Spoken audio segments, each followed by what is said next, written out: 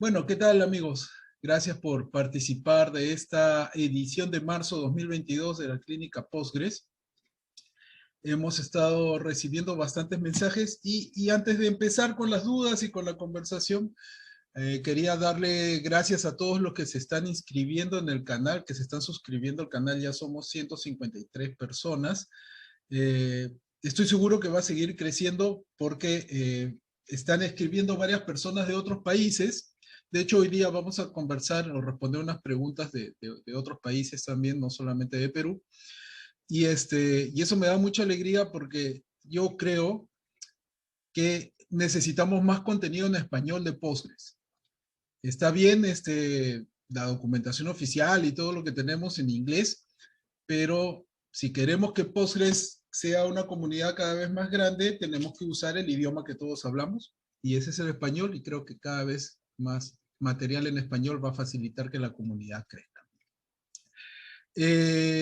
Nada, nuevamente muchas gracias y vamos a empezar la conversación con el último tema que Helmut nos ha tocado en el canal. Antes de pasar a las preguntas que han ido dejando en el formulario, algunas incluso van a ser merecedoras probablemente de algún videíto que hagamos. Si desean hacer una pregunta o refutar algo de lo que vamos a hablar, pues prenden el micrófono nada más o ponen su comentario en el chat. Helmut, entonces con tu permiso voy a poner el ejemplo que nos ponías, o voy a contar toda la historia de por qué vamos a tocar el tema en donde mencionamos a Helmut. Estábamos hablando en el canal, ya ni me acuerdo exactamente de qué, pero conté un caso en donde una persona del equipo de nosotros borró por accidente 630 millones de tramas JSON en una base de datos de MongoDB. Y que bueno, afortunadamente teníamos un backup, logramos aislar la data que teníamos que volver a subir, pero esto nos tomó muchas horas porque 630 millones de tramas no es poca data, y además teníamos que subirla en un servidor de producción, o sea que seguía recibiendo data, y para que más o menos se den cuenta, en ese momento esa base de datos en MongoDB tenía 12 billones, o sea, 12 mil millones de tramas. Entonces no era un proceso trivial levantar un backup total, era un proceso a lo mejor de muchos días levantar tanta data. Y la observación que hacía Helmut, que es muy interesante, es este, tratar de hacer un comparativo, digamos, en estas situaciones entre bases de datos. Yo mencionaba que yo podría comparar entre bases de datos no SQL y bases de datos relacionales, pero no trataría de mezclarlas, porque son bases de datos con diferente arquitectura, diferente manera de funcionar. Eh, Sin embargo, a Helmut le parecía un poquito raro el caso, porque él decía que en caso de siniestros, él recurría a su réplica y en su réplica tenía los datos, lo cual me parece muy bien. Pero en este caso particular de lo que yo mencionaba, primero que nada, era un escenario en el cual no había un siniestro, sino una mala manipulación. Ahora que la manipulación se hiciera mal por incompetencia o porque alguien no se dio cuenta o cosas por el estilo, esa es otra cosa. Pero lo cierto es que la base de datos no había fallado, no había habido un siniestro, la infraestructura no había fallado, y lo que se había hecho es una mala manipulación de la base de datos. Y lo que le decía es, mira, tú en tu replicación puedes borrar un dato, y lo que va a pasar es que el dato, además de borrarse en el máster, se va a borrar en la réplica. Helmut volvía a decir, si estoy hablando mal, Helmut, me corriges nada más por el chat o intervienes la conversación. Lo que Helmut me decía es que para él evitar esos problemas tenía su réplica retrasada unas horas, de tal manera, entiendo yo, que si pasaba un siniestro en la principal, no un siniestro, sino pasaba una mala manipulación en el principal, esta mala manipulación podría ser parada antes de ser replicada en la réplica de la base de datos. Eso evidentemente es algo muy interesante. Yo voy a hablar desde el punto de vista de Postgres con las herramientas que Postgres ofrece como proyecto. Ya luego extensiones u otras herramientas, ya eso es un tema que no vamos a entrar a conversar acá. Para poder tener un escenario como el que Helmut mencionaba, evidentemente tenía que tener una replicación asíncrona. Una replicación síncrona en Postgres va a requerir un doble commit, o sea, un commit en la base de datos principal y un commit en la base de datos réplica, pero la transacción no se da por terminada hasta que el commit se produzca en ambas bases de datos. ¿Ok? Esto es la replicación síncrona normal que nos ofrece Postgres, pero además tenemos la replicación asíncrona en la cual la réplica de los datos no se produce al mismo instante en que se genera el dato original. Es decir, ustedes pueden alimentar su base de datos principal y se van a generar los famosos archivos WAL que van a viajar hacia el servidor de réplica y ahí se van a levantar. Normalmente uno hace replicaciones asíncronas por un motivo, o por dos motivos creo principales. El primero es que cuenta con una línea de comunicaciones bastante pequeña en ancho de banda o inestable. Entonces, no podemos darnos el lujo que ante problemas de comunicación el doble commit demore mucho, el doble commit de una replicación síncrona. Y la otra es que no queremos que el sistema presente demoras en la respuesta a las transacciones. Porque si usamos la replicación síncrona, al ejecutarse la transacción en dos servidores diferentes y tener que esperar que los dos servidores respondan que la transacción ha terminado exitosamente, evidentemente eso va a tomar más tiempo que en la replicación asíncrona en donde el dato viaja en algún momento. Entonces, el escenario de Helmut es una replicación asíncrona. Ahora, entiendo, y a lo mejor Helmut me puedes confirmar por el chat, que para esta replicación asíncrona no estás usando la misma replicación asíncrona de Postgres, sino algún otro producto adicional, porque al menos que yo recuerde, pero tampoco no es que tenga tanta memoria, no puedes configurar un delay de tiempo de esa magnitud en la generación de los datos para ser replicados de forma asíncrona. Entonces, a lo mejor por ahí estás usando algún otro mecanismo de replicación, pero que en principio sigue siendo una replicación asíncrona, ¿no? ¿Ok? Mientras Helmut nos confirma eso. Ah, mira, dice, no, dice que emplea parámetros estándar que en estos momentos va a buscar para compartirnos. Entonces, apenas nos lo compartan, les comento qué parámetro de la replicación es para generar ese delay de varias horas. ¿Ok?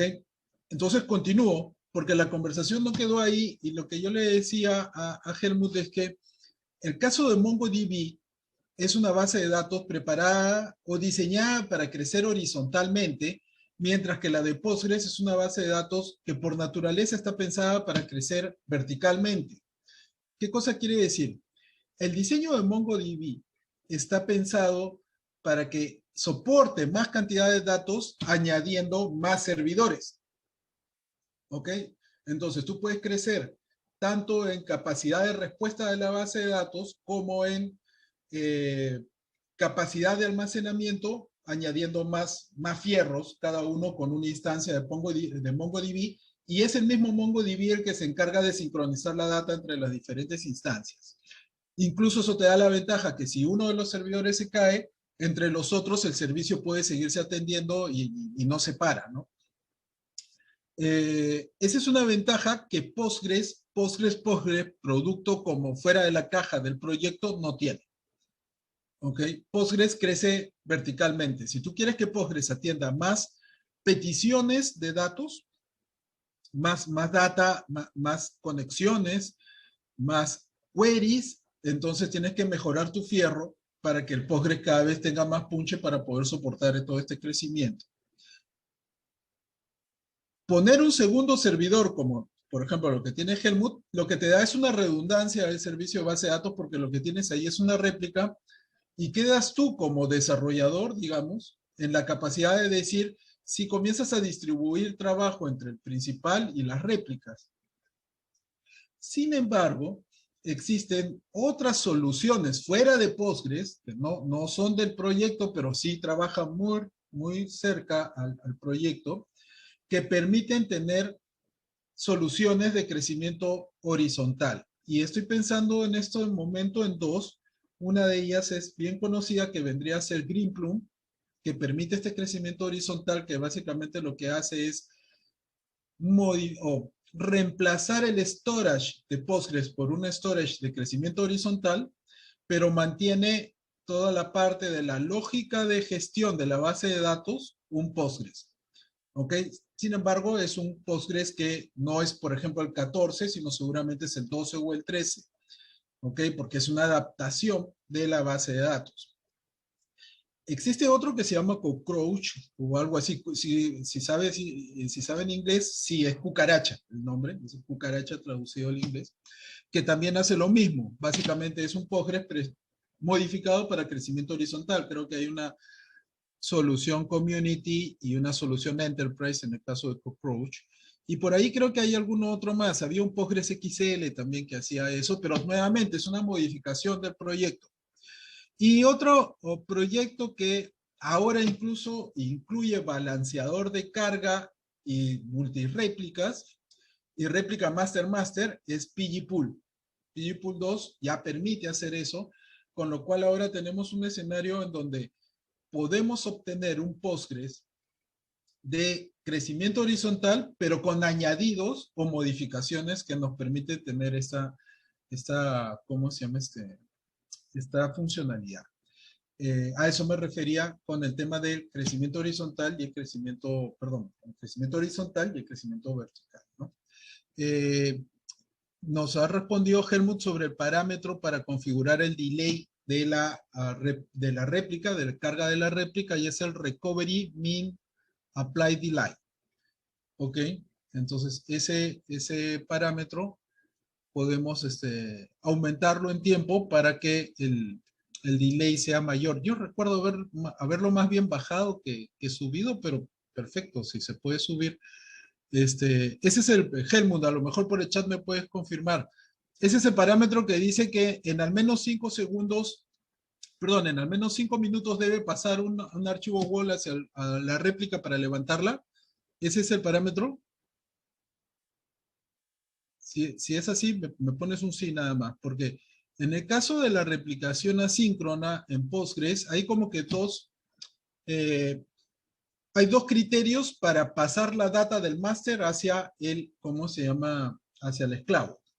La primera es un delay, un tiempo de delay. O sea, cada 5 minutos, no, se demora aplicar en 5 minutos. Ah, ok, bueno. Cada 5 minutos, lo que se genere en el máster se va a pasar al esclavo. En un archivo WAL se va a meter toda la información ahí y se va a pasar hacia el esclavo. Y la otra es el parámetro del tamaño de los archivos WAL. Porque si el archivo que tiene la información a replicar se llena, inmediatamente se pasa.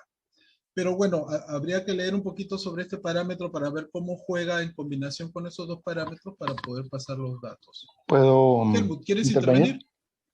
Sí, Sí, señor. claro, claro. ¿Qué tal? Buenas noches. Lo que investigué, porque yo tenía la misma duda, si era que le empezaba a pedir a la máster con 5 minutos de retraso, o que si guardaba los WAL así como los iba recibiendo y los aplicaba con el retraso que yo le establecía, trabaja con la segunda opción.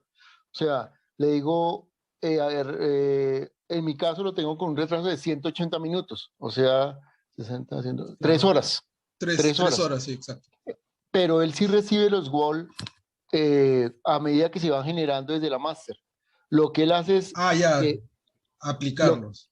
aplicarlos una vez haya superado los 180 minutos de demora. O sea, va aplicando diciendo, bueno, tengo que aplicar lo que venga, o son las 7, o sea, lo que pasó hacia las 4 de la tarde.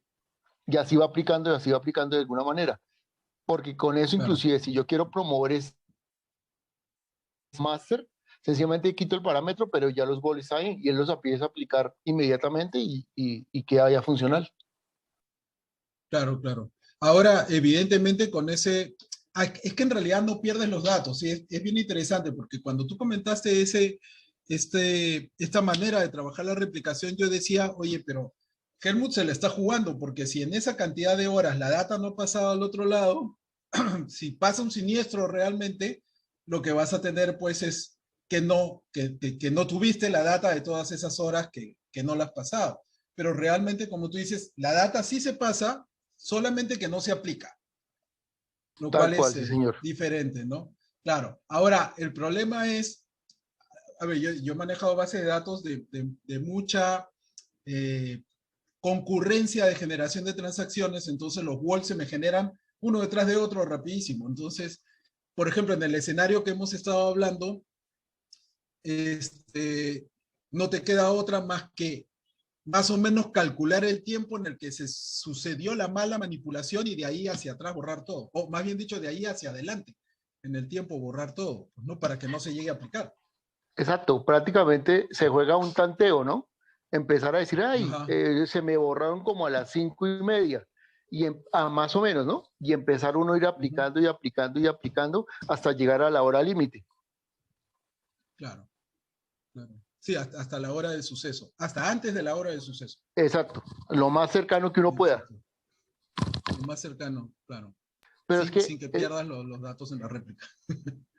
yo aquí hay veces, muchas veces cuando uno hacen auditorías de seguridad, ellos son encantados con que uno les muestre una serie de archivos en tape, en discos, tapes o en zips.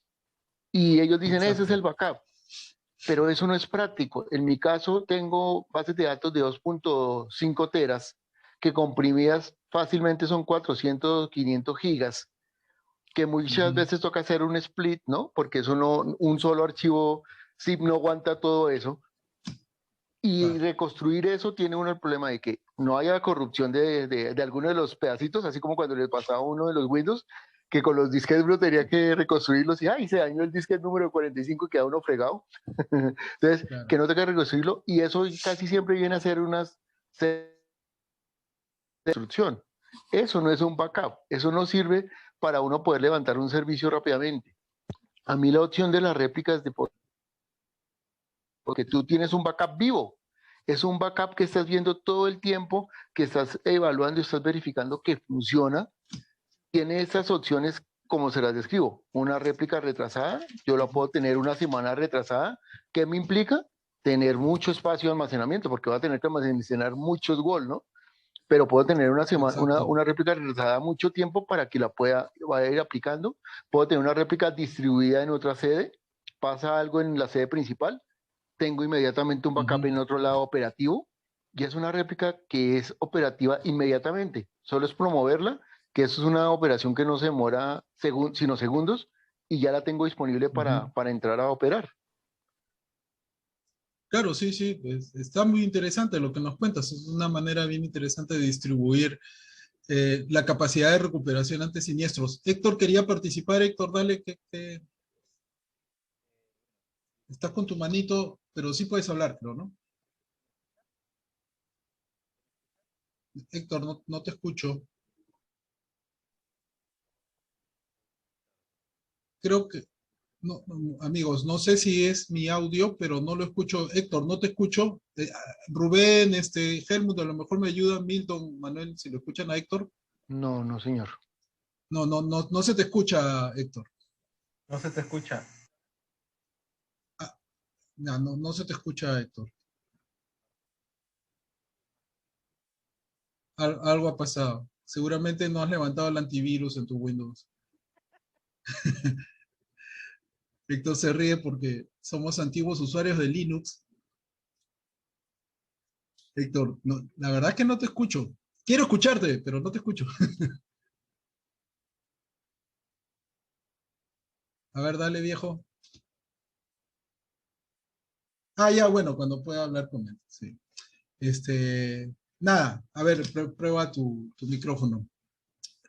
Oye, muchas gracias por el comentario, Helmut. Y tú, obviamente te comunicas desde Colombia. ¿Desde qué parte de Colombia estás? Desde Bogotá, Ernesto, desde Bogotá, la capital. Ah, qué bueno, qué bueno. Sí conozco Bogotá, bonita ciudad, bonita ciudad. Y me gusta muchísimo el clima. A nosotros también, salvo cuando llueve y hace sol. Qué bueno, qué bueno. Bueno, a ver, entonces, vamos a pasar a hablar del tema de las preguntas que nos han puesto y para eso voy a compartir mi pantalla. Hola, hola, hola, hola, hola. Ahí está, Héctor, ya te Oh, escuchamos. En el momento que tú quieras. sí, disculpen, mi Zoom no funciona bien en mi Linux. No sé por qué. Ya. Nada, dos consultas. Me acabo de marear un poquito. Pensé que estaban hablando de Postgres y Mongo, y las réplicas eran con respecto a Mongo, y si era Mongo también... No, a Postgres. ambos eran Postgres. Esa réplica que estaba hablando de tenerla un delay de 3 horas era una réplica de Postgres. Así es. Sí, Helmut, si quieres tú Ah, mismo coméntale a Héctor. Sí, tal cual. Eso es una opción estándar de Postgres. O sea, todo, todo es infraestructura Postgres, llamémoslo así. Todo es la misma arquitectura Postgres estándar. Tiene unos parámetros de configuración que antes se cuadraban en el recovery.conf y ahora pues ya están dentro del postgres.conf, que es donde puedes establecer eso. ¿Cuánto tiempo puedo retrasarla? Un tiempo objetivo en la cual puedo recuperarla o inclusive una transacción objetivo o bueno, varias otras opciones. Pero es todo infraestructura Postgres como tal. y en el caso de que lo que decía justamente Ernesto, que haces la pérdida, bueno, sucede el siniestro, tienes los wall y tienes forma de decirle que los que faltaba leer los recupere, o tienes que, ¿cómo es ese tema? ¿Lo has llegado a ver? Por ejemplo, tengo 3 horas de diferencia y se cayó el servidor principal.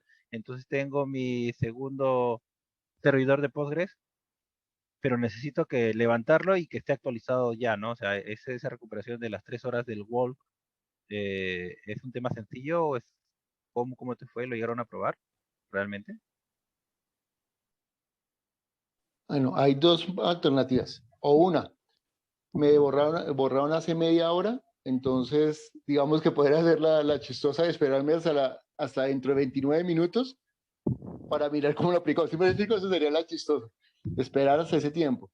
La otra es que en el recovery.conf, en los viejos 11, uno le puede decir, recupéreme la réplica hasta las 5:59.59. Y él levanta la réplica, aplica todos los cambios que tiene que aplicar hasta ese punto.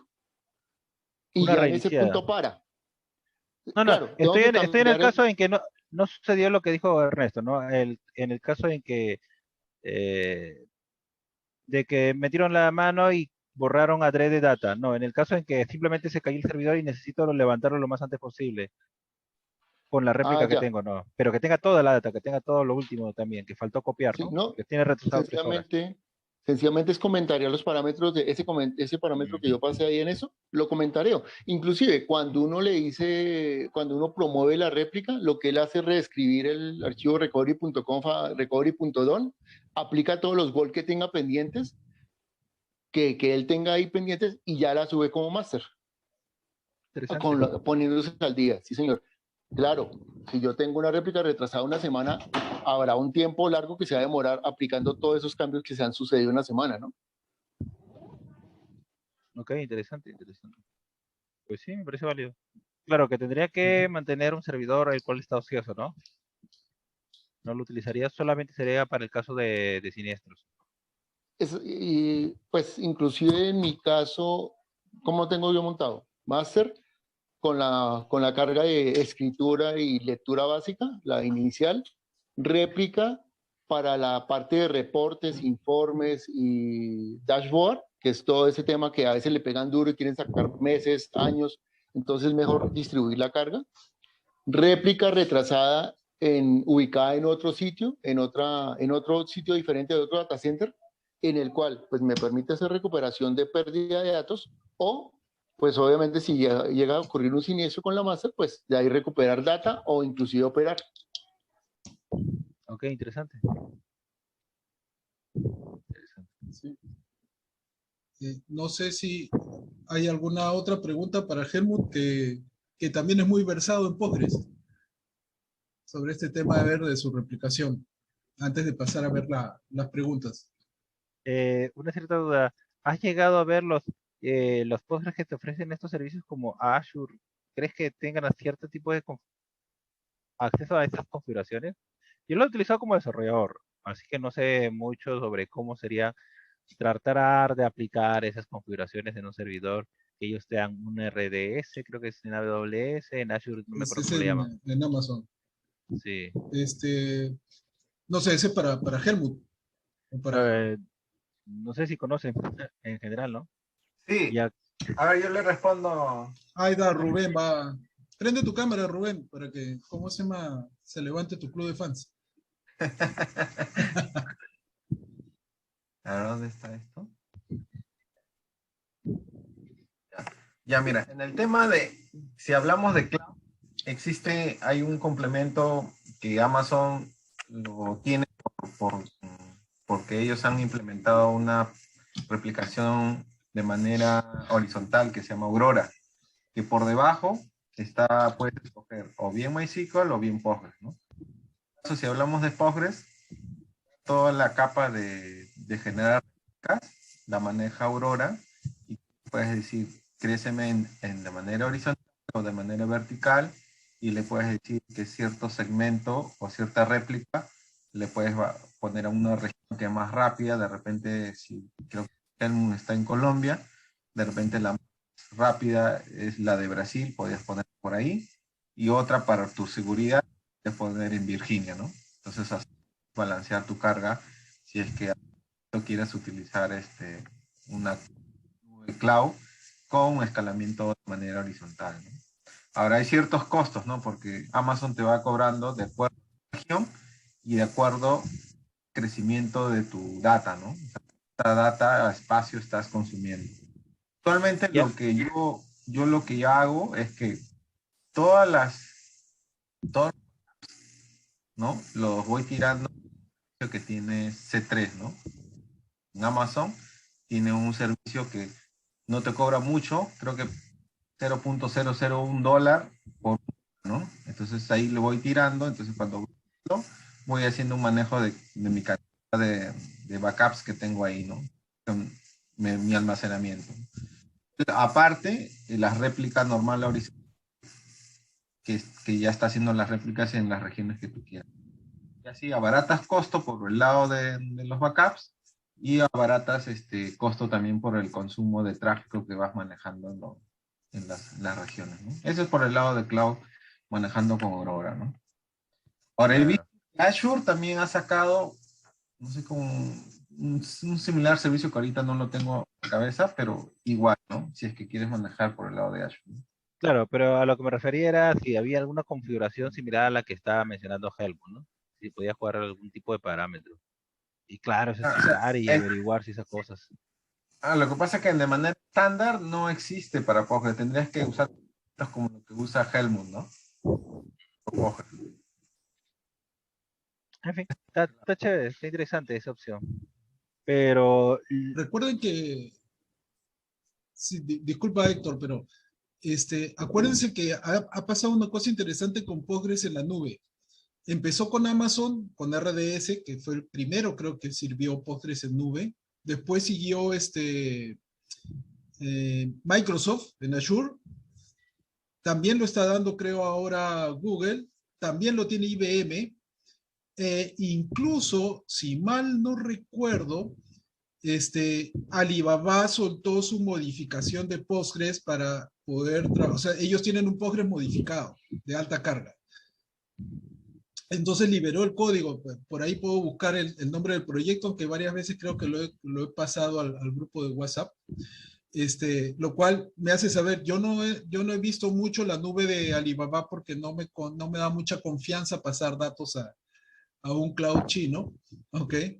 Este, pero no me sorprende que también exista soporte de Postgres en la nube de Alibaba, ¿no? Quizás bajo el nombre de la modificación que ellos han hecho. Ahora, lo que yo sí pude notar en AWS en algún momento que algún cliente me pidió hacer replicación contra una instancia en RDS, es que sí maneja los parámetros de replicación.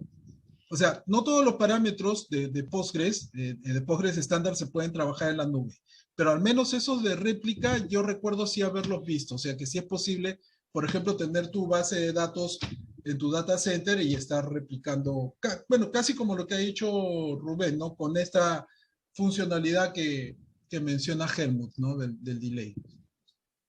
Sí, lo pregunto porque especialmente ahorita las empresas, bueno, para los clientes que trabajo por mi empresa, la mayoría quiere que todo sea administrado por la nube. No quieren nada que ellos tengan que administrar, que tengan que poner sus admins, eso es la norma. Banca, telco, clínicas, la mayoría he visto que prefieren eso. Un SaaS, Bueno, una... que recuerde nada más el día que se cayeron se cayó un gran segmento de AWS, ¿te acuerdas? No hace mucho, y yo vi gente llorar sangre, ¿ah? Por ese rollo, duró varias horas. Ni creas, yo he visto un banco que, pucha, es una calamidad. Y estamos hablando de la nube de Azure. Y Azure es lo más usado, por ejemplo, por lo menos en Perú, como nube. Y es terrible. O sea, yo no como, si a mí me pregunta como desarrollador, ¿qué recomendaría? No recomendaría Azure. Pero es lo que más se utiliza. En todo el mundo, en la mayoría de la temas empresarial que he visto, Azure, Azure. Y bueno, y lo segundo por ahí he visto es AWS. Pero sí, Bueno, no siempre lo que más se vende es lo mejor, pues, ¿no? sí, pues. Ya lo sabemos muy bien. Dale, entonces pasamos a las preguntas. Igualito podemos retornar en cualquier momento a este tema que hemos estado hablando, ¿no? O a otros temas, aprovechando que estamos todos juntos acá. Manuel, que está acá en la reunión, nos manda una pregunta bien interesante que a lo mejor surge de los videos que hemos publicado hace unas semanas de cómo instalar Postgres en Ubuntu, cómo instalar Postgres en CentOS y cómo instalar Postgres en FreeBSD. La pregunta es, ¿en qué distribución de Linux es mejor ejecutar Postgres? Interesante pregunta, Manuel, para la cual yo siempre digo que la mejor distribución es la que más conozca tu administrador. O sea, si tienes un capo en tu distribución, todo lo que instales ahí va a correr bastante bien, porque finalmente Postgres va a ser igualito en todas las distribuciones. ¿Ok? Sí, Héctor, ok, termino de parir, como dijo mi padre alguna vez, y termino, y te doy para que comentes tú, ¿no? Pero yo más bien iría por los criterios, algunos criterios fuera de, o un poquito más amplios, digamos, ¿no? Si tú quieres un Postgres que sea soportado, o sea, el Postgres más moderno soportado por una distribución orientada a negocios, creo que vendría a ser Ubuntu Server. O sea, Ubuntu Server trae la paquetería más reciente sobre Postgres en cómo se llama para poder pasar directamente a producción. De hecho, en Ubuntu Server ya tienen oficialmente dentro de la paquetería Postgres 14, creo, si mal no me equivoco. Ok, ahora, si tú estás buscando algo más cercano a la zona Enterprise, y porque se ha vendido bien bajo ese concepto y no porque solamente se pueda usar para eso, a lo mejor te va a servir más una distribución orientada hacia Red Hat, que de hecho el otro día conversaba con un cliente y me decía que ya CentOS no es la alternativa libre a Red Hat, ahora creo que es Rocket o Rocky Linux, una cosa así. ¿Ok? Pero probablemente si tú quieres esa distribución que te ofrezca soporte corporativo muy establecido en el país, al menos acá en Perú, es probablemente las que van del lado de Red Hat, ¿ok? RPM, por decirlo de alguna otra manera. Sin embargo, ahí tienes que tomar en cuenta que probablemente el paquete oficial de Postgres o la versión oficial de Postgres que vas a utilizar, que es la que viene con la distribución, para no perder la garantía de la distribución, es una versión vieja. Porque en Red Hat 8, o creo que ya salió el 9, creo que la versión máxima de Postgres que soportan por su paquetería es la 12 o la 11. Si tú quieres instalar la 14, tienes que bajártela de los repos de Postgres, pero ya no te da la distribución soporte sobre eso. O sea, violas el contrato justamente de usar su paquetería exclusivamente para mantener la garantía. Y yo, esta es una recomendación que hago siempre en escenarios en los cuales tienes ya necesidad de contar con un entorno muy robusto que requiera poca administración y que te ofrezca el máximo de seguridad posible. Yo utilizaría FreeBSD. me iría por un Unix libre más que por un Linux. ¿Ok? Y creo que va a haber menos problemas en un FreeBSD por diseño, ¿ok? Y especialmente en temas de seguridad que en un Linux. Y la verdad es que yo lo he probado y lo tengo en muchos sitios corriendo, en esos sitios en donde tienes el servidor en una esquina ahí 10 años prendido y no se apaga, ¿no? Yo creo que iría por ahí más bien. ¿Cuál es el escenario que uno quiere manejar? Este, Héctor, tú querías participar. Sí, primero se me escucha. Espero Sí, que sí, sí. claro, claro. Ya. Yo más bien repreguntaría eso, o sea, ¿sigue, sigue siendo mejor tenerlo en una distribución, tenerlo en un Linux, en una máquina virtual? O ahora con todo el mundo containerizado, tenerlo en un Docker y utilizar la imagen oficial de Docker, ¿no? Que está basado, bueno, ellos, creo que mismo Postgres publica una o no sé si alguien publicará. No, la verdad que no he buscado. Creo No que sé si sí, sería mejor. creo que sí. De hecho, entramos ahorita y creo que sí hay imágenes de Postgres. A ver. Porque de verdad que, ok, a lo que yo he visto, como repito, lo que más he visto es utilizar todo lo que sea proveído por la nube, ¿no? Especialmente el tema de que ellos mismos te lo administren. Y si no puedo utilizar eso, o mejor, una recomendación es hacerlo a mano, ver la opción de tenerlo en un contenedor, que es más fácil replicar que volver a instalar una máquina virtual, a pesar que puedo tener ahí, no sé, un snapshot de la máquina virtual. Para mí, por lo menos, Mm. es más, no sé si tenerlo solamente en un contenedor o tenerlo en un Kubernetes. ¿Qué tan estable es tenerlo en un Kubernetes? Ahora que todo es nube y todos te Mm. dan servicio de contenedores. Yo la verdad en el tema de contenedores para base de datos, especialmente si son de alta carga, no me emocionaría mucho. No veo que tenga un contenedor oficial, digamos, de parte del proyecto. Ya, lo he visto. Seguramente que sí hay. Si entras al hub.docker.com, pones Postgres y ahí está, oficial image. A ver, hub.docker.com. Punto com.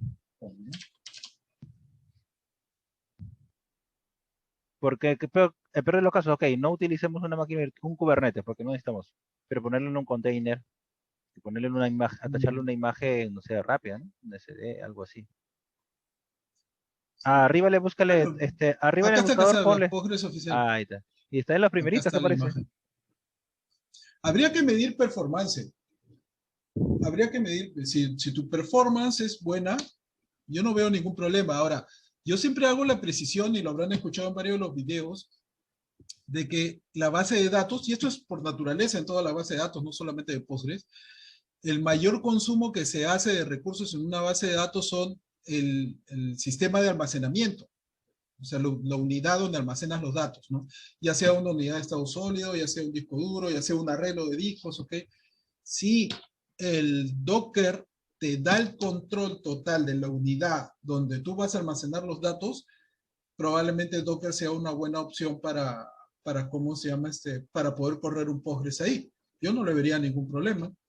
Pero si no te da toda esa facilidad de tú mismo gestionar el medio de almacenamiento, ahí sí yo diría, mejor instálalo en la vieja escuela o usa directamente un servicio tipo el RDS y no te Mm. metas mucho con este tema. Porque, a ver, esto es en mi pobre conocimiento también de contenedores, es si tú quieres ese contenedor actualizarlo, luego también no es tan sencillo, ¿no? No, sí, No es sí es tan... sencillo.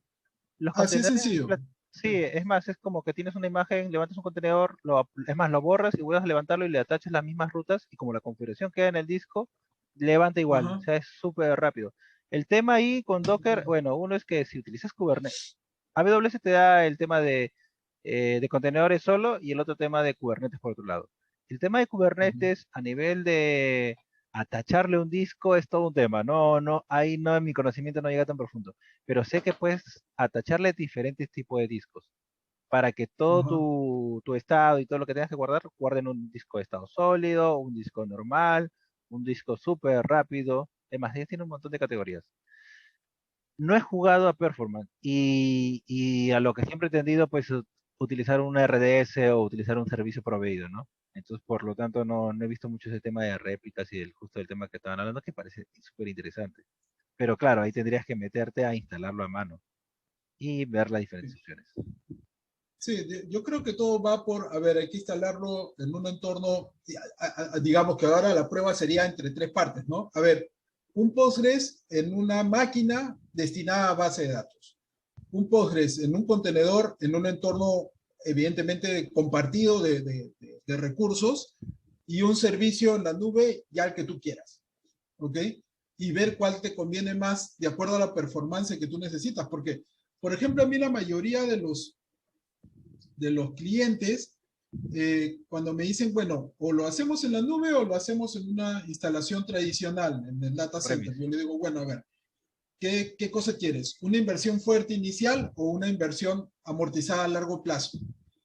Por ahí partimos, ¿no? Entonces dice, bueno, ¿cuántos son los costos? Bueno, los costos van a depender de cuánta data y cuánto consumo. ¿Lo tienes medido? Ah, no lo tengo. O sea, no sé cuánto se va a usar esto. Ok, entonces, ¿sabes qué? Vayamos a un entorno moderado dentro de tu data center, usémoslo ahí, veamos cuánto crece, cuál es la tasa de crecimiento, cuál es el uso que se da de los recursos y de acuerdo a eso ya luego vamos a la tabla del proveedor que tú quieras y sacamos el costo, porque ese proveedor te va a dar un costo, o sea, no es un costo flat, no es que te va a cobrar $200 mensuales por el uso de su infraestructura, sino te va a cobrar de acuerdo al consumo que tú hagas, ¿no? Entonces haremos una proyección, pero no va a ser estándar, pero ya la haremos bajo data real, ¿no? Y podemos trabajar o sea, no existe una solución universal ni mejor, todo depende del escenario en el cual uno esté trabajando. A veces las bases de datos van a ser pequeñitas, ¿para qué te complican la vida? A lo mejor el costo va a ser tan pequeño que meterla en un RDS, porque no vas a hacer afinamiento, la base de datos va a ser pequeña. Oye, no, mi base de datos no es, o sea, va a ser pequeña, pero va a tener datos muy sensibles. Y además la legislación nacional, esto especialmente para instituciones públicas, me pide de que resida ¿cómo se llama?, en territorio nacional. Ah, pues tienes que montar tu servidor, no te queda abierto, ¿no? Porque casi todo servicio en la nube te lo va a sacar fuera de jurisdicción nacional. Entonces, ¿Eso solo, tienes que, ¿eso solo aplica a las entidades ¿Perdón? públicas? Bueno, las entidades públicas de cajón. Las privadas, creo que únicamente cuando los datos que manejan son datos que están acogidos bajo la ley ¿cómo se llama esta ley de privacidad de datos personales, creo? Lo que En cuyo solamente caso, porque discúlpame, sí, dime. me parece que no estoy seguro y no quiero ser infidente con las cosas, pero en todo caso sé que hay una institución que tiene datos personales, pero lo que utilizan es una base de datos SQL Server, que no me gusta, pero es la que tiene y es porque es de Azure, y los campos los encriptan. Entonces, ni siquiera una persona con nivel de administrador podría entrar a ver esos datos. Entiendo que me pareció, bueno, tendríamos que revisar las leyes, es todo un tema, pero con eso se salvaba, me parecía. No sé qué Sí, casuística, no sé. es muy probable, pero siempre, a ver, siempre puede haber interpretaciones legales. Yo he visto gente que, por ejemplo, ha hecho que los datos personales se queden en la nacional y los datos transaccionales estén afuera. O sea, trabaja con dos bases de datos, en otras palabras. Yo creo que ahí los esquemas híbridos pueden funcionar, ¿no? Dependiendo siempre lo que quieras hacer. Pero como justamente acabamos ahorita de conversar, todo depende del escenario. Sí. ¿No? Hay una cosita más. Todo Sería interesante sí. ver que esas nubes públicas, de repente en algún momento alguien arma un laboratorio y podemos utilizar eso que tú abres free y te dan como $300 y hacer pruebas ahí de Ajá. performance con los servidores. En algún momento sería bonito hacer eso. Bueno, si alguien presta su tarjeta de crédito porque te la dan, pero te piden tu número de tarjeta de crédito de inicio, o sea, Ah, así que me ya, parece, me parece que Azure te da solo 30 días tus $300 y no pones tarjeta. Y si pones la tarjeta te dura 6 meses. O sea, si te los tiras en un mes, fuiste. Pero si puedes tener, ya. no sé, $10 y te dura creo no sé cuántos meses, siempre y cuando pongas la tarjeta. Si no, caduca al mes, a pesar que no hayas usado. Bueno, pues, podría hacerse, ¿cómo se llama? Algunas pruebitas sobre eso. Bueno, habría que probarlo, ¿ok? No, yo no le veo ningún problema a eso. El mundo se está moviendo hasta esto, no se está moviendo, creo yo, solamente hacia la nube, sino a estos entornos híbridos. porque por necesidades legales o por necesidades técnicas está pasando esto, ¿no? A ver, vamos a hacer primero las preguntas, ¿ok? Que tampoco no tenemos tantas. Y Ali Mérez nos pregunta sobre los lateral joints y su uso con Windows Function. Hay un video sobre lateral joints, si mal no me acuerdo, que está publicado. Voy a compartir el enlace. Pero el lateral joint, en principio, es como hacer un cross joint, ¿ok? Entre una tabla, entre todos los registros de una tabla y todos los registros de otra tabla. Así que realmente no tiene mayor inconveniente de uso. Ahora, que tengas una Windows Function arriba, o sea, que tengas una consulta predigerida antes de hacerla, de cruzarla con la consulta principal, tampoco no hay ningún problema de SQL. O sea que en realidad no hay muchas cosas interesantes para hablar de lateral joins. De hecho, creo que hay varios videos, no solamente que haya creado yo, sino de otras personas sobre el uso de lateral joins, a ver que podríamos compartir. No sé si alguien acá tiene mucha experiencia usando lateral joins. Yo lo he usado un par de veces por un problema específico, pero después no he tenido muchos problemas, digamos, con eso. ¿Alguien ha usado lateral joins?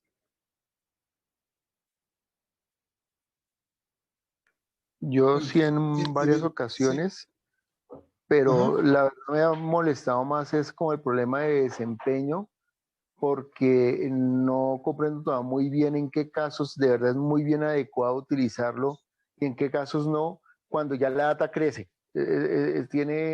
No tiene como, ¿cómo explicar? Como saber uno, es muy apropiado cuando los datos son así o no es apropiado cuando los datos son así. Ese es, digamos, como el único tema. Pero, digamos, sintácticamente, o lo que tiene que hacer, lo hace. Casi siempre los problemas son de Ujú, desempeño. sí. Yo creo que el principal, ah, no es inconveniente, pero la principal consideración para poder usar un lateral joint es si realmente no vamos a hacer un cross de muchos millones o miles de registros, porque si no, entonces es una multiplicación de matrices y eso da como resultado muchísimas filas que devolver y mueve mucha data y te puedes estar llenando, te puedes estar tirando todos los cachés del Postgres solamente para poder correr tu lateral join, ¿no? Tal cual. Siempre en todo caso habría que hacer un splite analyze para ver cuál es el impacto de usar un lateral join. Yo recuerdo que los casos que lo usaba era porque tenía que hacer un join de una tabla contra una función que me retornaba una tabla. Y por algún motivo que hasta ahora no recuerdo muy bien, es que tenía que pasarla de esa manera para poder ejecutar, o sea, los datos contra los que lo cruzaba venían de la consulta principal, entonces ahí sí el lateral join me facilitaba bastante la escritura del query, pero después era evidentemente una multiplicación de matrices y un scan table pues enorme, o sea, no había manera de optimizar esa consulta con búsquedas con índices, ¿no? Manuel acaba de escribir y agradecido por la respuesta y bueno, tiene que iniciar una de sus clases, dice. Entonces, bueno, ya nos veremos en la siguiente clínica Postgres, Manuel, o en el canal de WhatsApp. Luego nos pregunta Robin Guadalupe, ¿cómo restaurar una data de la carpeta Postgres? Creo que esa es una pregunta bien recurrente y porque voy a levantar acá una maquinita virtual simplemente para que recordemos un poco de la estructura de los archivos de Postgres.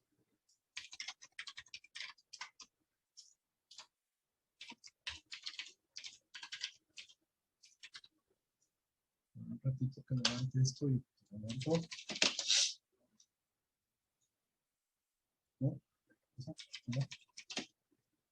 Listo, ya estamos. Y si no me equivoco, debo tener... no, pues vamos a ver las carpetas. Entonces, para no tener mucho problema, voy a entrar como si fuera root para poder navegar por todo lado. Acá estamos en un Ubuntu, ¿ok? Entonces, si yo voy a varlib pgsql, a Postgres, perdón, la versión que en este caso es un Postgres 14 main, voy a encontrar todos mis directorios de almacenamiento de datos del Postgres. La pregunta que hace Robin es ¿cómo restaurar una data de la carpeta Postgres? Yo estoy entendiendo que cuando tú me dices restaurar una data de la carpeta Postgres, te refieres a esta carpeta, que es donde están los datos. ¿Ok? Estamos hablando en un Linux, ¿ok? No en un Windows. En Windows no sé cómo se almacenarán los datos, cómo se guardarán los datos, pero seguramente siguen esta misma estructura en un directorio particular. Entonces, tratando de interpretar tu pregunta, Robin, lo que yo estoy pensando es que se te ha caído el servidor por algún motivo, pero el servicio no levanta, o el sistema operativo se ha podrido, pero los datos están bien y están en esta carpeta. ¿Ok? O sea, tú sabes fehacientemente que esta carpeta no ha sufrido siniestro alguno. Entonces, tus datos están ahí y quieres llevarlos a otro lado. La verdad es que es bien sencillo. Coges esta carpeta, la empaquetas, generas tu comprimido y lo mueves a otro servidor. Ese otro servidor, lo único que vas a tener de restricciones o de requerimientos es que debe ser más allá de la misma, de la misma distribución de Linux, que debería ser la misma distribución de preferencia, debe ser de la misma versión de Postgres. ¿Ok? Si tienes un Postgres 14.1 en tu servidor de producción y sufre una desgracia y lo quiere llevar a otro servidor donde has instalado el Postgres 14.1, simplemente desempaquetas tus archivos ahí, reemplazas lo que hay, levantas nuevamente el servicio y debería funcionar bien. Evidentemente, otra consideración más es que los archivos de esta carpeta le pertenecen al usuario Postgres.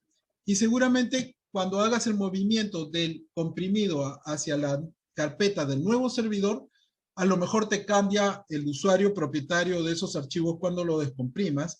Así que una vez que se descomprimas, fíjate que el usuario Postgres es el propietario de todo el contenido. Y en realidad, si lo quieres hacer como que a lo bruto, si mal no me equivoco, podrías hacer un show.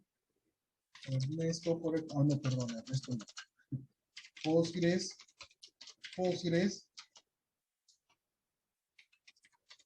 creo que es -R, main, por ejemplo, y todos los subdirectorios y todos los archivos que estén en toda esta estructura de árbol van a ser parte ahora del usuario Postgres, y recién después de hacer eso inicia el servicio. O sea, no lo vayas a hacer con el servicio levantado. Bajas el servicio en el servidor que vas a levantar con la data que viene del servidor que ha tenido el siniestro. ¿Ok? Baja el servicio Postgres, pasa la data, descomprime la data, asegúrate de cambiar los permisos e inicia el servicio. Y todo debería iniciar como en el servidor, original. Siempre y cuando estés seguro que en esta estructura de árbol, de directorios, no tienes archivos corruptos, pues no, que todo está bien. Estoy interpretando que esa es la pregunta, Robin. ¿Sí? No se llega a ver el comando Perdona. que hiciste, me parece. ¿Ah? Que no se ve el comando que hiciste, me parece. Solamente se ve el ls en la pantalla en el terminal, pero no se ve. Creo que has Sí, hecho no algún se ve. comando. O solo soy yo. Ahí se ve. Creo que eres tú. Ya está. Sí. Sí. Es bastante grande tu monitor y se perdía. Ya era. Puede ser, sí. Sí Puede se ve, ser. sí se ve. A ver, Milton nos dice acá algo, y dice, algo a tomar en cuenta también son las extensiones de terceros que algunos suelen instalar al momento de restaurar. Sí, bueno, si tienes extensiones, si has instalado extensiones en tu servidor original que ha tenido el siniestro, antes de pasar la data y todo lo demás, deberías levantar esas extensiones en ese servidor que estás levantando para mantener la continuidad de tu servicio, ¿no? Sí, este es o sea, hemos tenido que hacer más de una vez esto en algunos escenarios donde el cliente ha tenido, pues, problemas especialmente a nivel del sistema operativo, ¿no? Incluso recuerdo alguno que más bien habían vulnerado su seguridad, habían entrado al servidor de base de datos, habían puesto ahí un servicio que creo que minaba bitcoins o mandaba spam. Y dice, bueno, yo ya no confío en esta instalación, pero ahí está mi base de datos, no quiero ni siquiera loguearme porque no quiero que vean nuestros passwords.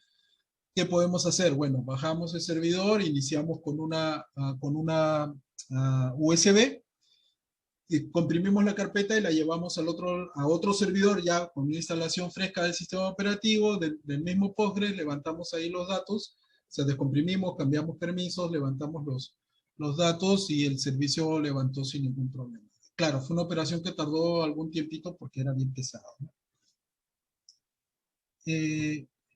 Ahí mi duda Pablo, es, a ver, ahí mi duda- bueno, ahí se podría utilizar, depende, si lo tienes en on-premise, si lo tienes cerca a ti, no sé qué tan factible sería justamente el tema que conversamos un momento de Docker, ¿no? Porque yo ahí con Docker yo puedo decirle cualquier versión, no tengo que haber instalado previamente, o no tendría que pelearme con la paquetería, simplemente le digo Docker Run y le digo con qué Postgres y le doy la ruta del PG Data, donde está toda la data, ¿no?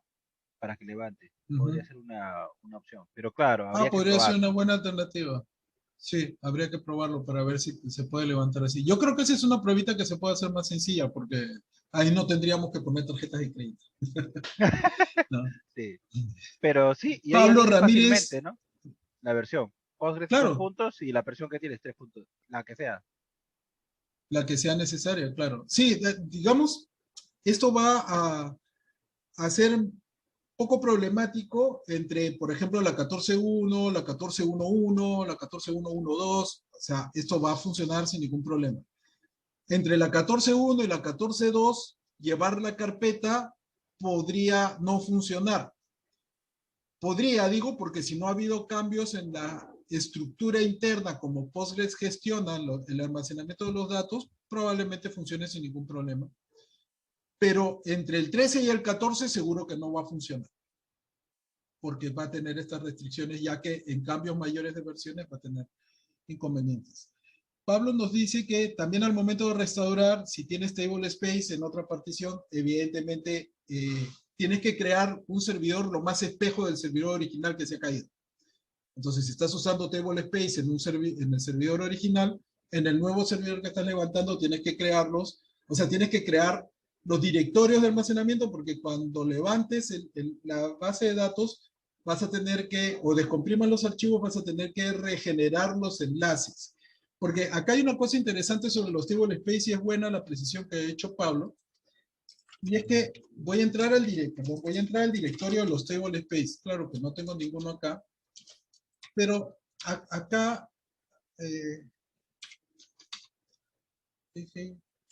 estoy dentro de main, perdón.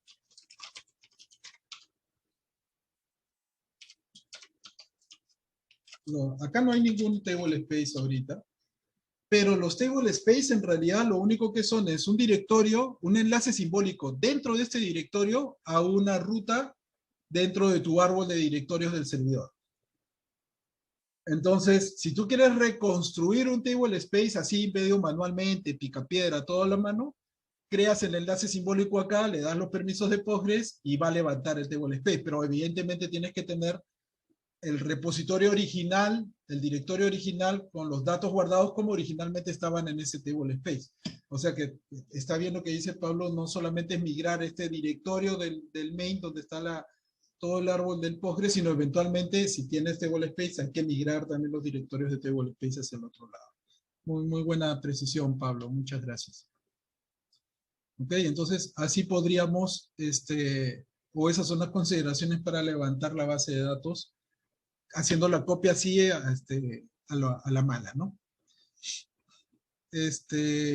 No sé si tienen, bueno, esas son todas las dudas que tenemos. No, gracias a ti, Pablo. Pablo dice gracias, pero en realidad gracias a Pablo. ¿Tienen alguna otra pregunta? Antes de leer la columna de sugerencias y a lo mejor las ideas para los siguientes videos de Postgres. O algo que deseen compartir o anunciar, ¿no? Alguna nueva extensión o algo que hayan descubierto en Postgres. No sé si en algún momento hablaron sobre, hay un tipo de base de datos, así como Postgres es una base de datos relacional, hay unidad de documentos y hay base de datos orientados a time series. ¿Para si no me qué equivoco. cosa dices? Time series, series de tiempo. ¿Time series? Sí, sí. Eh, sí, ¿no? Así es el correcto el tipo de base de datos. A ver, lo que pasa es que en el mundo moderno hay bases de datos ahora por cada cosa más extraña, pero time series no había visto. Lo último que yo estuve viendo utilizar una base de datos de grafos para el proyecto que tenemos de gestión documental para guardar las relaciones entre documentos. Dije, bueno, vamos a usar un motor de base de datos de grafos y encontré uno muy interesante, pero que al final era un plugin encima de Postgres, era una extensión. Entonces dije, no, ¿sabes qué? Mejor uso Postgres con la extensión comunitaria, digamos, ¿no? Ya para qué voy a utilizar toda esta instalación, ¿no? Ya, lo que es, Este, si no me equivoco, el tema de time series son base de datos como, has visto que ahorita está de moda todo lo que es métricas, ¿no? Para eso utilizan cierto tipo ujú. de bases tipo Elasticsearch, pero hay bases de datos que están orientados a este tipo de datos. Y Sí, una de ellas, ya sé. Sí, sí, sí, sí. sí, no recuerdo bien, pero por ejemplo, me parece InfluxDB y otras, Prometheus creo que por debajo también utiliza su time series. Lo que me acuerdo es que hace un tiempo también encontré que Postgres tenía como que un plugin y es Time Scale y me pareció interesante. Timescale. Básicamente, Claro. no sé si lo han visto o lo han discutido anteriormente, pero sí me pareció interesante. Ese de ahí, si no me equivoco, lo que está orientado simplemente es como que el log, ¿no? Tiene su ID primario es la fecha y con eso hace todas las búsquedas y hacen particiones en torno a la fecha. Y como es sencillo hacer el inicio, porque no sé, para mí es como un clave valor simplemente con fechas en la clave, me pareció bastante interesante. Y lo que tenían es que tenían, eh, era muy rápido en el tema de inserciones, está en Scaless. No sé si lo han Sí, visto, yo de creo que hecho, no lo hemos visto en alguna clínica Postgres, pero te cuento que nosotros utilizamos hace mucho tiempo, hay una base de datos que es solamente para guardar esa base de datos, o sea, ese tipo de data, ¿ok? Que en realidad por debajo era almacén, sí, hay, ¿cómo se llama has puesto el enlace de Timescale, ¿no? Este, esta base de datos, en realidad por debajo era un gestor de archivos de texto y una capa intermedia que interpretaba el archivo de texto con los logs. Y estos logs podían ser de diferentes fuentes, podían ser logs de un sistema, logs de sensores, o sea, justamente estaba diseñada para guardar pequeños datos, pero justamente que se repetían en periodos de tiempo muy cortos, microsegundos, ¿no? Entonces, eran archivos de texto muy grandes, pero que se procesaban directamente sobre esos archivos de texto. Eso también lo puedes hacer con un Postgres porque finalmente no hay diferencia. O sea, de hecho te ahorras el tema de tener otra base de datos alterna y poder mandar tus logs hacia Postgres. De hecho, alguna vez lo que hicimos es, y ahora estamos viendo otro proyecto así para una institución pública, es capturar los logs de Postgres, los mismos logs de Postgres, y transformarlos para guardarlos dentro de la base de datos como registros al estilo de esta base de datos de, tipo LogScale, porque queremos captar, como es una base de datos de alta demanda, queremos captar sucesos que, por ejemplo, se dan 100 sucesos por segundo. Sucesos, o sea, no transacciones, sucesos, o sea, eventos que permiten que incluso una transacción no se cierre. Entonces, como se dan tantos sucesos por segundo, vamos a capturar los logs, vamos a interpretar los logs, lo vamos a guardar en el Postgres y le vamos a generar un overhead al mismo Postgres que seguramente va a estar informando que está sufriendo, ¿no? Pero hay bases de datos especializadas para eso, con sus propias soluciones para explotar los datos, y como mencionabas hace un rato, también está Elasticsearch, que permite hacer esas cosas. Y normalmente Elasticsearch, yo siempre digo que Elasticsearch existe en este mundo gracias a Kibana. Si Kibana no existiera, Elasticsearch, la verdad es que yo hasta ahora no le encuentro nada bueno a Elasticsearch. Usaría un Mongo, ¿no? No, hay un tema que sí lo utilicé, que es para las búsquedas full text. En tipo de búsqueda full text para, a ver, dos casos, lo uso mucho para log, bueno, lo usaron, y un tema de búsquedas full text, en el cual ponías cualquier nombre y era brutal, o sea, al final teníamos nuestra base de datos en Postgres, pero como teníamos que buscar por algún nombre, eran calles, si no me equivoco. No, es más, eran calles, nombres de personas, teníamos que buscar. Entonces agarramos esa data, la pusimos como que en un documento y lo pusimos a la base de datos y lo indexamos. No era demasiada porque solamente era el usuario y no se repetía, y si había update era sobre la misma data. O sea que era relativamente pequeño.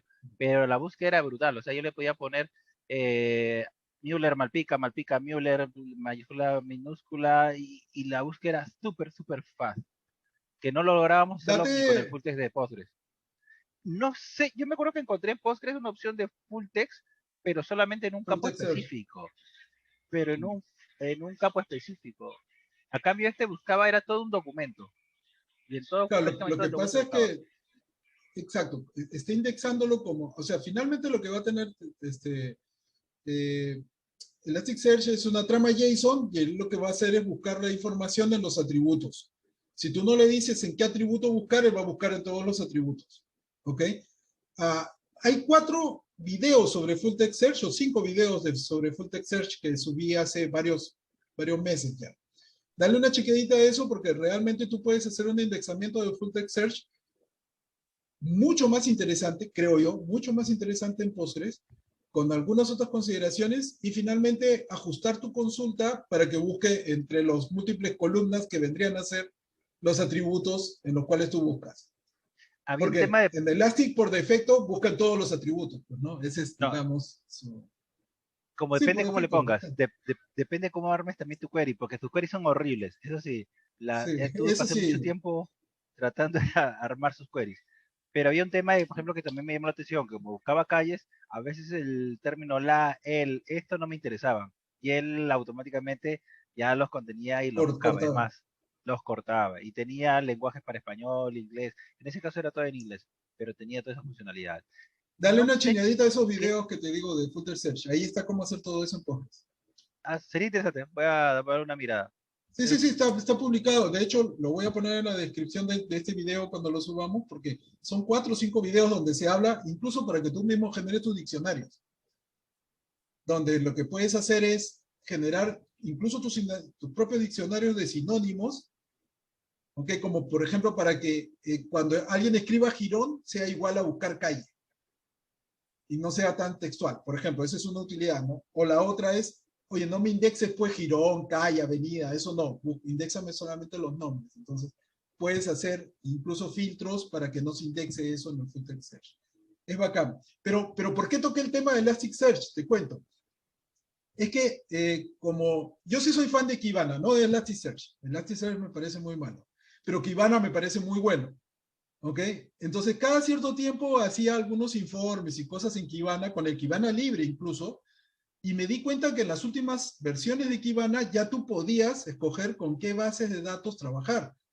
Porque antes era todo contra Elastic y tenías que poner plugins contra otras bases de datos. Ahora Postgres es soportado por Kibana. Esa es buena. Entonces quiere decir que evidentemente no en una estructura convencional, ¿ok?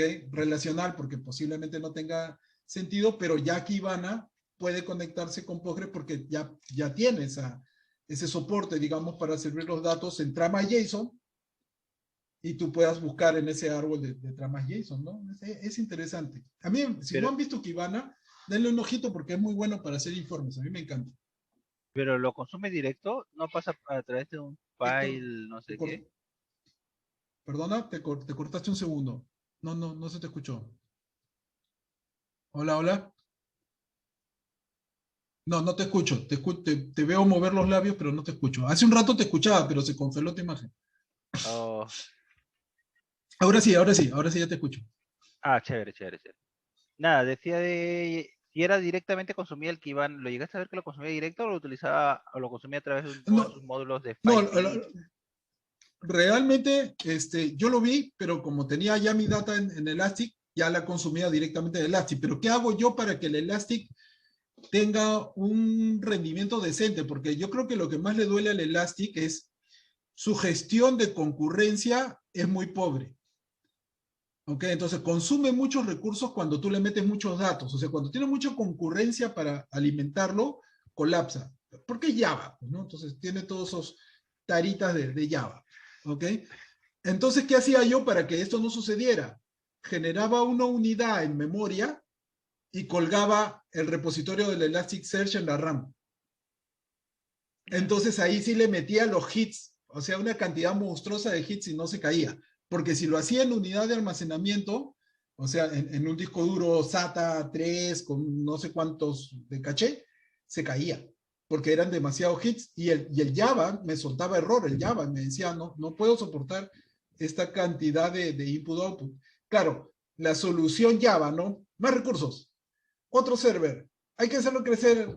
No, es que Elastic Verticalmente. está pensado para muchos cientos de servidores, entonces hay que meter más server. No, pues oye, es logs, no quiero 30 servidores para interpretar log uno solo. Entonces, ok, ¿cuánta data puede llegarme para analizar un día de log? 10 gigas. Oye, ¿cuánto tiene el servidor? 32. Ok, creo una unidad virtual en RAM con 20 gigas y le metí ahí el repositorio del Kibana. Es una sacadita de vuelta, digamos. Lo que, No, como, perdón, el Elastic, no Kibana. como comentario del Elastic chiquito, del Elastic, como dices, ya no solamente es el Elastic como tal, sino por ejemplo, yo lo he utilizado bastante, ¿cómo se llama? En microservicios, porque utilizábamos toda la parte de observabilidad, porque el Elastic, venía el Kibana para observarlo, venían las Ujú. métricas, tenía la parte de la gente para ver la máquina virtual, y lo mejor de todo es que si tú instrumentabas también tu Java y todas las cosas que tenías en tu microservicio, podías ver los logs, podías ver la métrica, podías ver hasta auditoría con el mismo ID. Entonces tú agarrabas un único ID que te generabas tu Trace ID o como quieras llamarle, y con ese ID Ujú. ibas a tu log y lo encontrabas. Con ese ID también ibas a la trazabilidad y tú veías, le decías trazabilidad, muéstrame por dónde ha viajado y te da un dibujito que ha viajado por aquí, por acá, por acá, por acá. Pero esa es toda la solución, ¿no? Entonces te ha hecho toda Claro. una solución más que solamente el motor de base de datos. Es bastante No, bonito. sí, es un buen producto. Es un buen producto, pero hay que saber usar. Mm. O sea, sí tienes que dedicarle tiempo a aprender profundamente, digamos, la herramienta. Porque incluso tiene hasta su propio motor de entrenamiento de IA. Y ahí viene lo de las empresas que no les gusta eso. Las empresas prefieren un software que ya esté todo armado y que yo no tenga que mantener, ni aprender, ni tener gente administrándola. Ese es todo un tema, por eso tampoco no ha escalado más Sí, bueno, por y otro lado. especialmente en la realidad peruana eso es mucho más evidente. Bueno, vamos a pasar entonces a la sección de las recomendaciones que nos hacen, que tampoco no es que sean muchas. Uy, ¿dónde está? Ok, bueno, no voy a compartir la pantalla porque tenemos pocas sugerencias y la sugerencia que nos llegó es de Manuel, que nos dice que sería interesante otorgar constancias de los eventos, pero la clínica Postgres es una reunión de patas, no es un evento, entonces no vamos a otorgar constancias por la clínica Postgres, pero les cuento, ¿ok? Hace como un par de meses me comenzó a escribir un chico de Centroamérica, era de Centroamérica por las palabras que usaba, o al menos me parecía, y me comenzó a hacer varias preguntas sobre conexiones a Postgres. Entonces yo le digo, oye, esta es tu tarea, ¿no? Y él me dice, no. Y después me dijo, no, la verdad que sí. Y yo le digo, pero entonces mejor dime cuál es tu tarea. No, es que el profesor nos ha mandado cómo podríamos, o sea, cómo conectarnos una base de datos que él no ha enseñado con un lenguaje que él no ha enseñado. Entonces, a mí se me ocurrió usar Postgres, porque no tengo que pagar por el Postgres, y no sé qué lenguaje usar. Entonces, por eso te pregunto para ver con cuál es más sencillo. Le dije, mira, léete acá, está el manual de cómo conectarse con Python, es sencillísimo. Y se me ocurrió que podríamos hacer como una especie de diplomadito digo así de cariño y en chiquito porque no va a ser un diplomado grande, para muchachos que recién empiezan. Entonces, una serie así como que ok, 5 sesiones de 1 hora de cómo usar Postgres con Python, cómo usar Postgres con PHP, cómo usar Postgres con Java, digamos, que cada sesión sea un lenguaje de programación diferente, como para que vean diferentes lenguajes de programación y cómo conectarse a la base de datos, pero cosas muy orientadas justamente a muchachos que recién están aprendiendo siempre en el espíritu de justamente aumentar la comunidad. Y eso de ahí sí creo que podríamos otorgar constancias, porque ya están aprendiendo, o sea, están asistiendo a un curso. Y creo que eso podría ser bonito. Y si alguien me ayuda a organizarlo y a lo mejor me dice, ¿sabes qué, Ernesto? A mí me gustaría hacer uno de Postgres con Node.js. Ok, perfecto, entonces tú te encargas de Node.js, ¿no? Y otro puede decir, oye, Ernesto, a mí me gustaría hacerlo con Postgres y C#. Ok, perfecto, tú agarras eso, ¿no? Y así como que le abrimos a los muchachos, mira, todos estos se comunican con Postgres como para que vean que Postgres es transversal a cualquier lenguaje de programación que ellos usan, ¿no? Y claro, poner como que un temario básico ok, vamos a cubrir estos 5 puntos en todos los diferentes lenguajes de programación que podamos, ¿no? Y para que los muchachos pues se animen un poco, ¿no? Y le pierdan miedo a usar Postgres. Nada, los que deseen ayudar en esto, bienvenidos. A lo mejor yo lo inicio no en abril, sino en mayo, porque me viene un mes bien pesado. Y para cerrar, las ideas para el siguiente video técnico de Postgres. Manuel nos pone cómo crear un data mart con Postgres. Y me es interesante porque aunque probablemente la sugerencia vaya a muchos sonarle como, oye, entonces pondremos pues alguna solución para gestionar data marts y todas esas cosas, es que en Postgres sí deberías tomar en cuenta algunas consideraciones de rendimiento y de configuración para tener un data mart que sea eficiente, tanto en temas de concurrencia, tanto en temas de consumo de recursos de procesamiento, consumo de RAM, o sea, todo eso que deberías tú tomar en cuenta para decir, este va a ser mi servidor Postgres para un data mart, ¿no? Porque ahí ya estamos hablando de gestionar data que viene de diferentes fuentes y que va a correr probablemente queries muy pesados. Así que sí, yo creo que podríamos hacer un videíto de esas consideraciones para crear un data mart, para montar una infraestructura para soportar un data mart. Ahora, ¿qué le pongas encima para crear un data mart? Y ahí ya hay N soluciones que uno puede usar. Kibana, ¿Un data mart con Kibana? para los dashboard, No, discúlpame, Helmut, no te entendí. para crear dashboard, como a veces los datamar los utilizan para cuadro de trabajo, como cuadro de mando. Ajá. Claro, Sería pero a ver, interesante verlo. claro, yo creo que ahí hay, por ejemplo, que alinear un poco de conceptos, porque lo que yo entiendo del data mart es el repositorio de los datos, de esos datos segmentados, digamos, ¿no? En tiempos específicos que se van a cruzar en muchas dimensiones. Eso es lo que yo veo como data mart. Ahora, ¿cómo muestres tú la información, por ejemplo, Kibana? Esa es otra cosa, que eso ya va más por el lado del analista de los datos. O sea, ahí es donde la gente que estudia cómo gestionar datos se gana los frijoles, ¿no? Ok, tengo todos estos datos, ahora, ¿qué puedo hacer con estos datos? Pero todos estos datos donde los tengo, tiene que tener ciertas consideraciones para poder responder de manera eficiente. No es una instalación por defecto de Postgres, ¿no? Sí, Entonces, tal cual. como son repositorios muy grandes, con estructuras que en realidad no son complejas, pero que sí son como que no muy obvias para cruzar la información, vale la pena, vale la pena hablar algunos temas técnicos de tener el data mart. Ya luego con qué se explote esa información ya es otra cosa. Por ejemplo, hay esta solución que también es Java que permite hacer tableros, ¿cómo se llama? Siempre se me va el nombre. Más allá de Kibana, hay otra, que incluso te permite hacer los ETLs. No sé si tú te ¿Ventajo? acordarás, Pentaho. Pero Que Pentaho, Pentaho también tiene. Sí, dale, Héctor. ahora en todo caso, en vez de usar Pentaho, usarías Nifi, ¿no? Porque es como que la evolución de Pentaho, es todo nube, ahora todo es nube, así que el Pentaho en nube sería Nifi. Y es bonito su interfaz, Allá. pero es para Mira, ETL. No entiendo bien el tema de cómo hacerlo es que para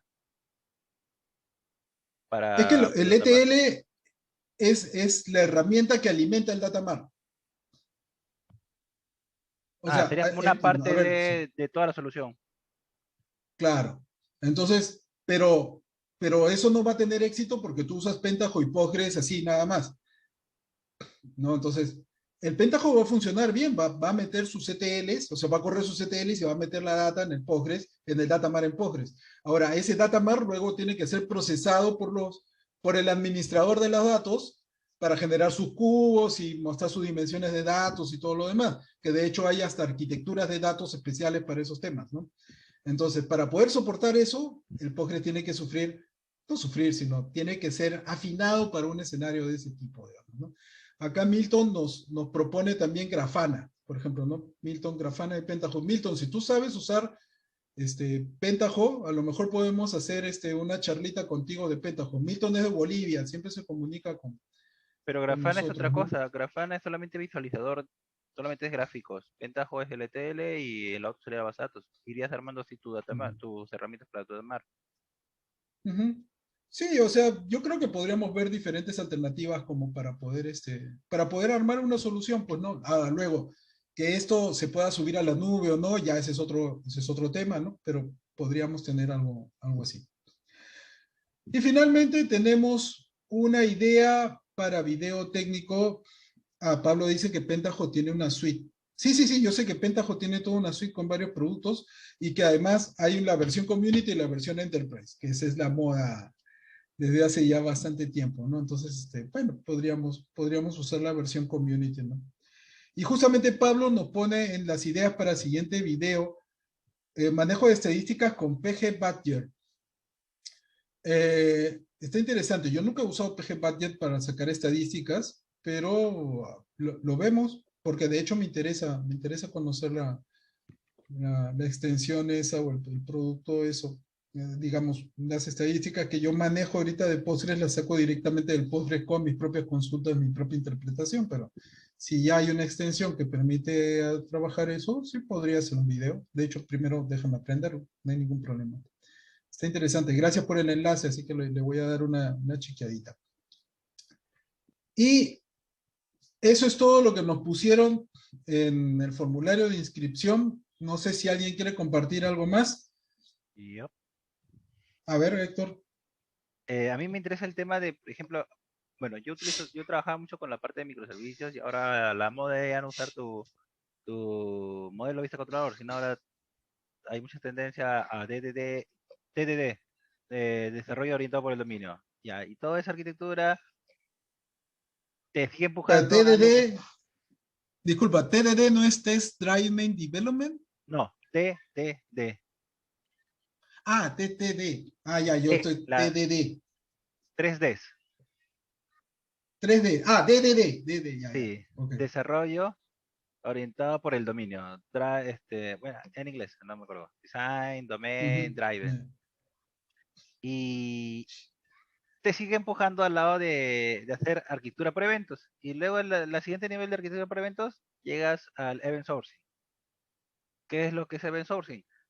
Cambia un poquito el modelo y ya no va orientado, eh, uno que usan TQRS, te dividen la parte transaccional en una base de datos y la parte de consultas en otra.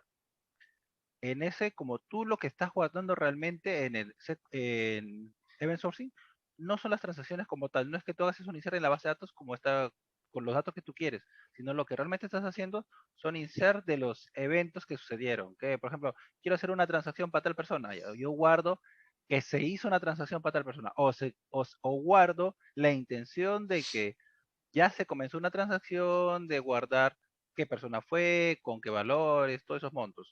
Y eso, lo que tiene por atrás es una base de datos, pero no necesitas tener una base de datos relacional, sino lo que más utilizas es una base de datos. Es más, por defecto hay un framework acá que por defecto utiliza Cassandra, pero puedes usar cualquiera, un SQL o cualquier JDBC. Héctor, se te cortó, la Oh, imagen se puso en pausa de nuevo. Nos quedamos en ACA, que creo que es el framework de escala, ¿no? sí, ya, y acá utiliza la base de datos por defecto que es Cassandra. ¿Me Ujú. escuchas esa parte? Ya. Sí, Ahora, muchos frameworks de event sourcing lo que requieren por atrás es una base de datos que tú hagas insert, porque realmente no haces inserción, no haces consultas sobre esa tabla transaccional, sino lo que tú haces son insert de los eventos que sucedieron. Y para recrear el estado, lees cuánto hizo, cuánto tenía la primera transacción, 100 soles, más 50, menos 10, y recrea. Tú haces snapshot y cortas. Para no leer, no sé, todo el historial de 3 años para hacer, tú simplemente guardas hasta ahorita, ¿cuánto es mi monto? No sé, el snapshot es de 100 soles. Y continúas. Y cada vez que te cae la aplicación, vuelve a leer, lee el snapshot. La característica de esta base de datos son que son más tipo secuencial. Es más, me bastaría una base de datos, eh, ¿cómo llaman? Valor, key value, clave valor. Ujú. Y Ya, en ese sentido, Postgres, por eso también hablaba de las time series hace un momento, porque está orientada a key value, ¿no? Lo que más le interesa del key es la fecha, la hora. En ese el sentido, momento, claro. el momento. En este sentido, Postgres, ¿qué tan beneficioso me es para utilizarlo como una base orientado a, o sea, justo a event sourcing? Si tú ves ahora, comienzan a preguntar sobre event sourcing o modelos orientados a eventos, y entonces Postgres, ¿qué tanto podría yo recomendarlo? No sé si, eh, no sé cómo Bueno, se vería. ahí, a ver, como me lo pinta, algo había leído de ese, eso es lo que, Toma en es un cuenta esto. paradigma, pues, ¿no? Sí, toma en Es cuenta un esto. paradigma de desarrollo, ¿no? Claro, toma en cuenta esto, de que yo, mientras que en el otro hago una transacción y en una update sobre un registro, y no voy a tener más que, si son 100 transacciones, yo para hacer 100 transacciones tal vez haya hecho por cada transacción 3 4 eventos. Significa que se va a multiplicar, serían Claro. 400 transacciones. Entonces, lo que más va a tener este tipo de base de datos es pegadas con insert, insert, insert y lecturas, más que modificaciones. Ya, No debería haber te voy a modificaciones. contar que eso hacíamos nosotros en el banco en el año 90 y tantos en un COBOL.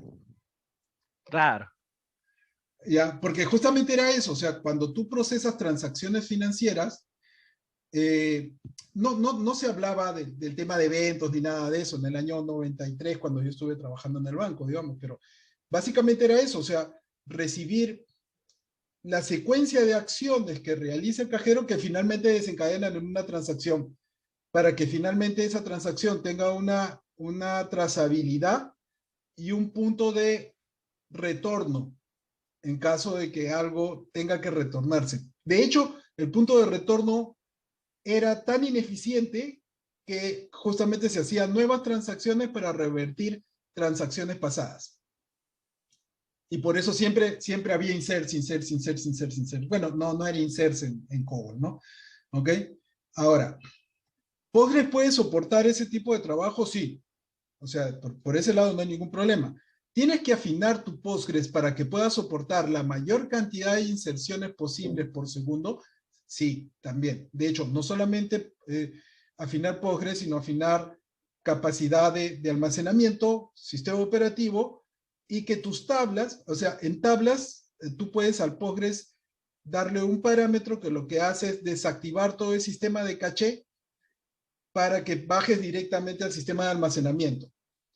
¿En qué casos harías eso? Porque tienes muy buen hardware. O sea, tienes un hardware tan estable, tan profesional, que no te asusta que se caiga el servidor. Eso nunca va a pasar.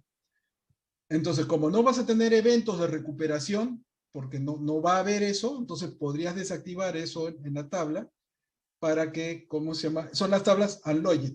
Unlogged, o sea, UNLOG. ¿Ok? ¿Cómo se llama Tú desactivas eso o activas más bien en unlogged para que la data se inserte lo más rápido posible, digamos, ¿no? Pero Postgres podría soportarlo. ¿Hasta dónde vas a crecer? Bueno, hasta la capacidad de tu infraestructura te dé, ¿no? Porque, ok, vas a llegar a un límite de transacciones por segundo por la velocidad de tu unidad de almacenamiento. Ese es un límite físico de la unidad de almacenamiento. Y ese límite va a ser igual en cualquier motor de base de datos que tú pongas. Entonces ahí comienzas a pensar ya, entonces tengo que tener base de datos distribuidas o arreglos de discos para que más discos respondan a más transacciones. Entonces ya comienzas a jugar a un nivel más bajo que el de la base de datos para asegurar que la base de datos responda bien a esa cantidad de inserciones. Pero sí podría, creo yo, soportarlo, ¿no? Sin ningún sí, problema. Sí. sí, Sí. es interesante. Ese Una tema sí me cosita, gustó mucho. Pablo, no sé, sí, podríamos ver algo de eso, ¿ah? Porque de hecho no recuerdo si es que hay un video de justamente cómo trabajar Postgres en entornos de alta demanda. Ahí podríamos conversar un poquito de esos temas, hacer un videito de a ver cómo hacemos para soportar más inserciones por segundo, ¿no?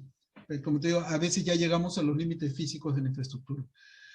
Pablo manda un mensaje, dice, referente al tema de preparar y entonar Postgres para un datamar sería interesante. Te puedo ayudar con la instalación de Pentaho. Te tomo la palabra, Pablo, entonces estamos en comunicación a ver cuándo hacemos un videíto de eso. A lo mejor lo hacemos en dos partes, ¿no? Uno preparando la infraestructura y otro montando ya el Pentaho y usándolo contra un Postgres para que... Yo me sumo a eso, pero yo le pondría, trataría de ver el tema de Nifi, ¿no? Justo estoy también viendo unos temas de Nifi. Porque si ahorita tengo que recomendar algo, por ejemplo, yo recomendaría ya más ese tipo de herramientas. Hagamos las dos. Para que todos tengan, o sea, mientras más conocimiento creemos para la gente, mejor, ¿no? Correcto. Hagamos los dos. No, lo hacemos. Yo le llamo esos videos las miniseries, ¿no? Hemos tenido la miniserie de Full Text Search, la miniserie de PL-Python, la miniserie de Postgres.conf, la miniserie de cifrado, entonces podemos hacer la miniserie ¿cómo se llama? De infraestructura para Business Intelligence, ¿no? ¿Descifrado ha habido? Ese está interesante, voy a buscarlo.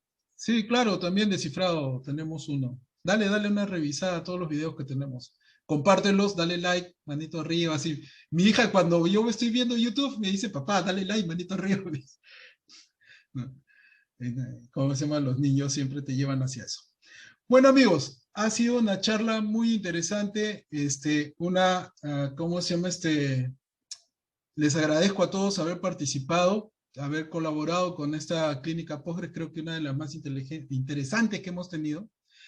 Y nada, espero que estemos juntos nuevamente en la de abril con estos temas interesantes y que más gente nos ponga más consultas, más casos para poder divertirnos un rato entre patas hablando de Postgres. Y nada, amigos, muchas gracias. Si alguien quiere decir algo antes de cerrar el video, con gusto.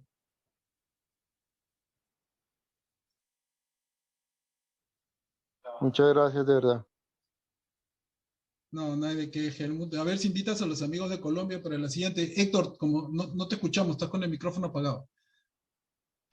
Que fue interesante. Siempre me gustan tus videos de Postgres. Por eso estaba revisando la hora que estás volviendo a publicarlo, lo estoy volviendo a ver. Y nada, gracias por todo esto, Ernesto. Está chévere. No, ¿de qué, muchachos? ¿De qué? Vamos a hacer crecer la comunidad nuevamente como éramos en aquellos tiempos, en antaño. Bueno, gracias a todos, un abrazo y que pasen una bonita noche. Nos vemos pronto por el canal de Postgres Perú ahí en el WhatsApp. Un abrazo. Nos vemos. Gracias, buenas noches.